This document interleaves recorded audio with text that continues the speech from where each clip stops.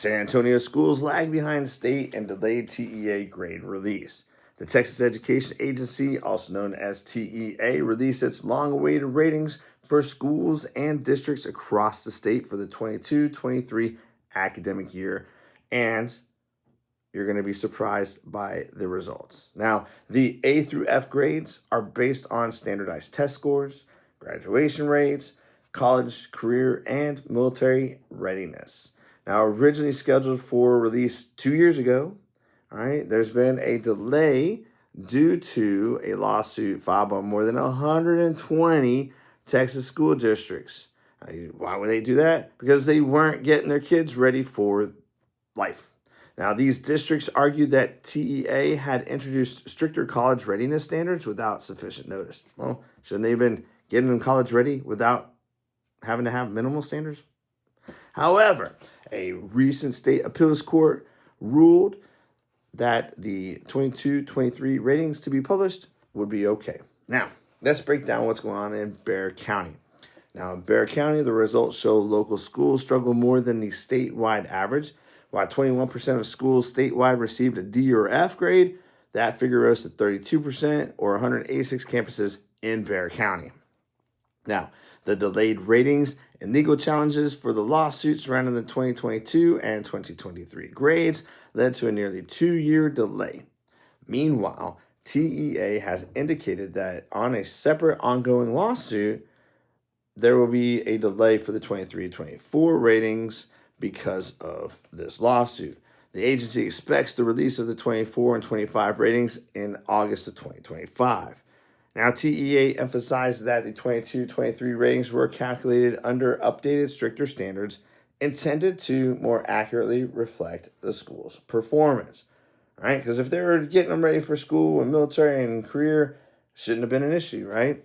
Now, for the San Antonio area, however, they fared a lot worse than previous years. So the comparisons to the previous year's ratings can be considered tricky because of the new scoring criteria. However, TEA's website offers a what-if rating showing how the 21 and 22 scores would have looked under the updated system. So I'm going to provide you with a snapshot of some of the school districts so that you can kind of get an idea of where they are and where they were. Alamo Heights had a B in 22 and 23 and an A 21-22. Bernie 22-23 would have had an A. They still have an A in 21 and 22. Comal ISD 85 for 22 and an A in 2021. East Central had a D, a 64 in 22 and a 68 in 21. Edgewood ISD had a 63 in 22 and a 70 in 21.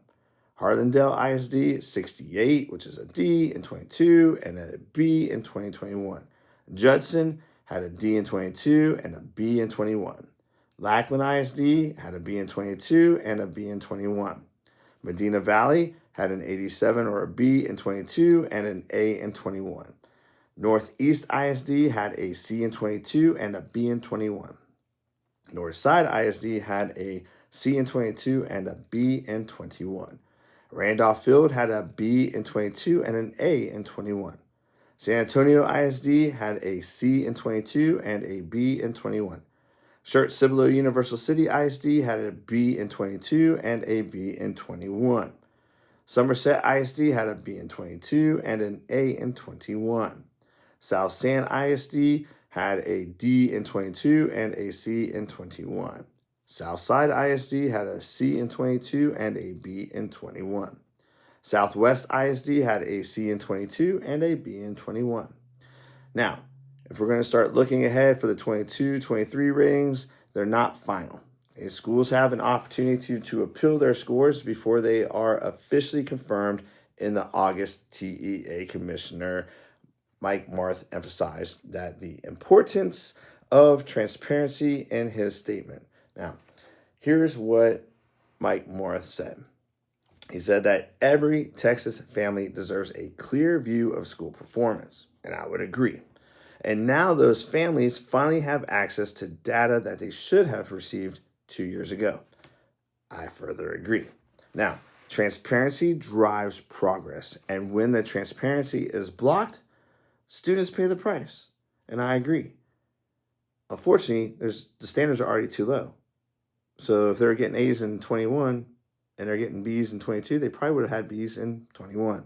Now, TEA expects that the 2025 ratings to be released around the same time after the final appeals are resolved for the 22 and 23 school year.